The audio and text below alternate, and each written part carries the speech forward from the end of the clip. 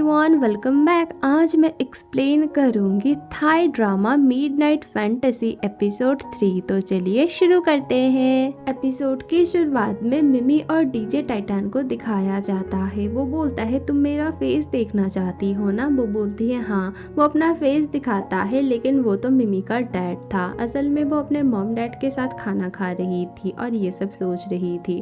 उसके डैड पूछते हैं वो लड़का क्या तुम्हारा बॉयफ्रेंड है जिसके साथ तुम थी।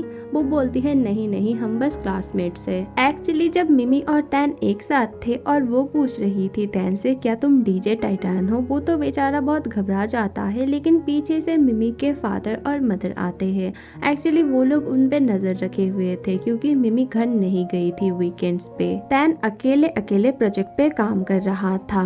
कैथिंग आता है मिमी को लेके और वो भड़क जाता है टैन के ऊपर। मिमी को बोलता है कि तुम इसके साथ नहीं रहोगी, ये बहुत बुरा है। मिमी उसे जैसे तैसे मनाती है, बोलती है उस दिन लिफ्ट में ना मेरी ही गलती थी, मैंने ही उसकी एक बहुत ही इम्पोर्टेंट चीज ले ली थी, प्लीज तुम यहाँ से जाओ, ये अच्छा है, ये कुछ भी मुझे हार्म नहीं करेगा। मिमी टैन के लिए घर से खाना पैक करवा के लाई थी और वो टैन के साथ भी खाती है। वो बोलता है तुम कितनी भूखी हो, घर से भी तो तुम खा के ही आई हो ना। टैन को ये अच्छा लगता है कि मिमी उसकी केयर कर रही है। मिमी तो खाना खाते खाते भी सो जाती है। टैन उसे उठाने की कोशिश करता है और वो गिर जाती है खाने के ऊपर। उसके पूरे फेस में ना खाना आ जाता है। फिर टैन उसे क्लीन करने लगता है और मिमी बहुत ही ज्यादा घबरा जाती है और टैन सोचने लगता है ये बहुत ही ज्यादा क्यूट लड़की है। मिमी काम करते करते टैन के बैग में उसका हेडफोन देखती है और उसे याद आता है ये तो डीजे टाइटैन का है। फिर वो अपने आप को समझाती है कि ऐसा कुछ भी नहीं है, ये और वो एकदम अलग है। घर जाने के बाद टैन अपने पेट को बोलने लगता है मैं ऐसे ही उसे बुरा समझता था, वो बहुत क्यूट है और बहुत अच्छी है। मैं चाहता हूँ कि वो जाने कि मैं ही डीजे टाइटैन हूँ, लेकिन वो मुझे शायद एक्सेप्ट नहीं करेगी। रात को मिमी डीजे टाइटैन को कॉल करती है।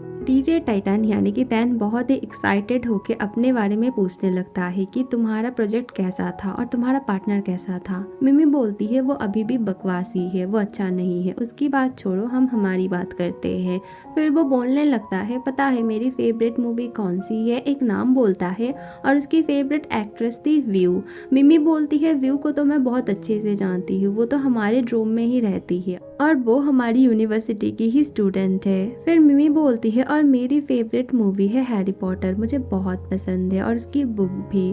फिर टैन पूछता है क्या तुम मुझे ऑटोग्राफ लाके दोगी एक्ट्रेस व्यू की। वो बोलती है ठीक है ला दूंगी, बट मैं वो तुम्हें दूंगी कैसे। दोनों ही सोच में पड़ जाते हैं। मिमी बोलती है ठीक है मैं लाइब्रेरी में रख दूंगी हैरी पॉटर के बुक के अंदर। वो बोलता है ठीक है। और मिमी सोचने लगती है अब तो मैं इसे देख के रहूंगी। नेक्स्ट मॉर्निंग एक्ट्रेस व्यू को दिखाया जाता है और ये भी हमारी एक फीमेल लीड ही है। इसकी स्टोरी भी नेक्स्ट मैं दिखाऊंगी। उसका नाम है सिक्योरिटी लव। उसके कानों में एयरपॉड्स थे। वो गाना सुनते सुनते जॉगिंग कर रही थी और उसके पीछे पीछे मिमी भाग रही थी बुलाते हुए, लेकिन वो सुन नहीं पाती है। वो बहुत दूर चली जाती है। मिमी फिर सिक्योरिटी गार्ड को बुलाती है। दोनों साइकिल में व्यू के पीछे जाते हैं। फिर व्यू के पास जाके वो जैसे तैसे ऑटोग्राफ लेती है और फिर व्यू बोलती है तुम बहुत ही जल्दी में हो, इसीलिए तुमने पैरों में जूते भी ना अलग अलग पहने हैं। व्यू और गार्ड एक दूसरे को देखे जा रहे थे क्योंकि सिक्योरिटी लव में यही हमारा हीरो होने वाला है। मिमी वो ऑटोग्राफ रख रही थी बुक के अंदर। टैन दूर से ये सब देख रहा था। बैतरान मिमी को बोलती है तुमने तो अभी तक डीजे टाइटैन को देखा भी नहीं, फिर भी इतना प्यार करती हो। वो बोलती है नहीं ऐसी कोई बात नहीं है। बैतरान बोलती है पता है मैं जेम्स को डेट कर रही हूँ। मिमी बहुत ही हैरान होती है। फिर वो जेम्स के साथ चली जाती है।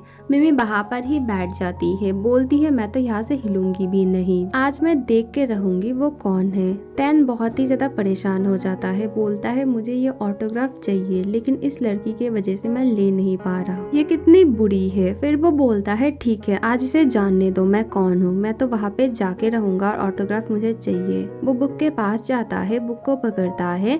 मिमी गुस्से से चिल्लाती है उस पे, बोलती है ये बुक मत करना, ये बहुत स्पेशल है, दूसरा कोई बुक ले लो। वो बोलता है ठीक है मैं ये वाला लेता हूँ। उसे बहुत ही बुरा लगता है, वो सैड होके सोचने लगता है इसका मतलब मिमी मुझे बिल्कुल भी पसंद नहीं करती है, वो बस डीजे टाइटन को ही पसंद करती है और वो शायद मुझे एक्सेप्ट नहीं करेगी कभी भी। मिमी सारा दिन बैठी हुई थी, लाइब्रेरी बंद होने वाली थी, अभी उसे जाना था। वो बहुत सैड हो जाती है कि डीजे टाइटन नहीं आया है। मिमी देखती है आज के शो में डीजे टाइटन नहीं है, ग्राफ आज का शो कर रहा था। मिमी पूछती है वो कहाँ है। वो बोलता है असल में कल उसे टेम्पल जाना है सुबह सुबह, इसीलिए आज उसने डे ऑफ लिया है। तैन आज टेम्पल इसीलिए आया था क्योंकि आज दसाओ का 1 ईयर डेथ एनिवर्सरी है। पिमाई भी आया था। वो बोलता है प्लीज आज के दिन तुम गुस्सा मत रहो, चलो आंटी बुला रही है। आंटी मतलब दसाओ की मॉम। वो बोलती है तुम दोनों प्लीज अलग अलग मत रहो। दसाओ को बहुत बुरा लगता है कि उसके दोनों बेस्ट फ्रेंड ऐसे अलग हो गए। उन दोनों को पास्ट की बातें याद आती है कि कैसे तीनों हमेशा मस्ती करते थे।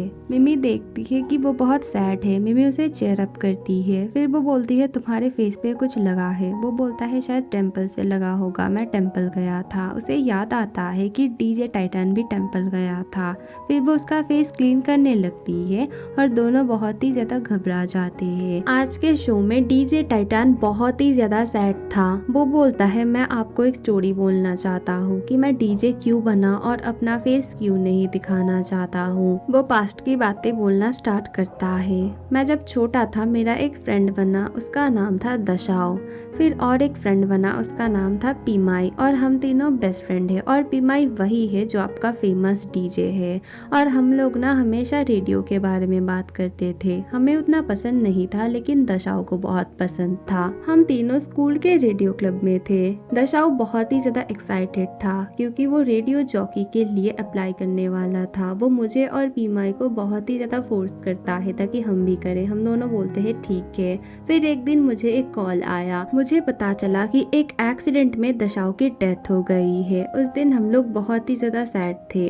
वो एक वीडियो बना के गया था, उसमें उसने बोला था कि मैं तो अपना सपना पूरा नहीं कर पाया, मैं जॉकी नहीं बन पाया, प्लीज तुम और पीमाई जॉकी बनना, मेरे लिए बनना। उसे सैड देख के मिमी मैसेज करती है तुम सैड मत होना, तुम बहुत अच्छे जॉकी हो और हम तुम्हारे साथ है।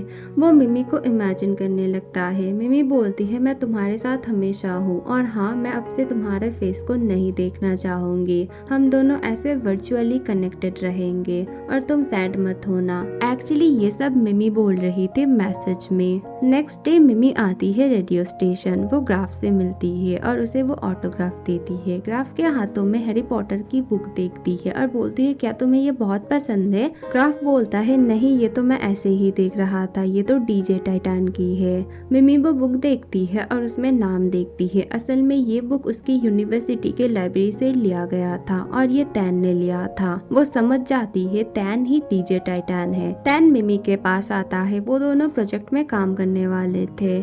बात करते करते मिमी को याद आती है कि यही डीजे टाइटन है और वो बहुत ही ज्यादा घबरा जाती है। वो बोलती है मेरी तबीयत बहुत खराब लग रही है, मैं यहाँ से जा रही हूँ। तैन समझ जाता है कि मिमी को सब कुछ पता चल चुका है। वो बहुत ही ज्यादा सैड हो जाता है कि मिमी उससे भाग रही है। आज के शो में मिमी नहीं थी। तैन बहुत ही ज्यादा सैड था। वो मिमी से माफी मांगता है, बोलता है तुम मुझे क्यों नहीं सुन रही हो, क्या फिर से कभी भी तुम मुझसे बात नहीं करोगी। उसके पास ग्राफ आता है और उसे ऑटोग्राफ देता है। वो पूछता है ये तुम्हें किसने दिया। वो बोलता है मिमी आई थी। वो बहुत ही ज्यादा एक्साइटेड हो जाता है। ग्राफ बोलता है वो तुम्हें कॉल कर रही है। वो मिमी से बात करता है, बोलता है मिमी क्या तुम मुझे देखना चाहती हो, क्या मुझसे मिलना चाहती हो, प्लीज आ जाओ। वो बोलती है हाँ हम दोनों मिलेंगे। वो बोलता है कब। मिमी बोलती है अभी, मैं यहाँ पर ही हूँ, सामने देखो। तैन देखता है कि सामने मिमी खड़ी हुई है। वो बहुत ही ज्यादा घबरा जाता है। मिमी बोलती है तो तुम हो डीजे टाइटन।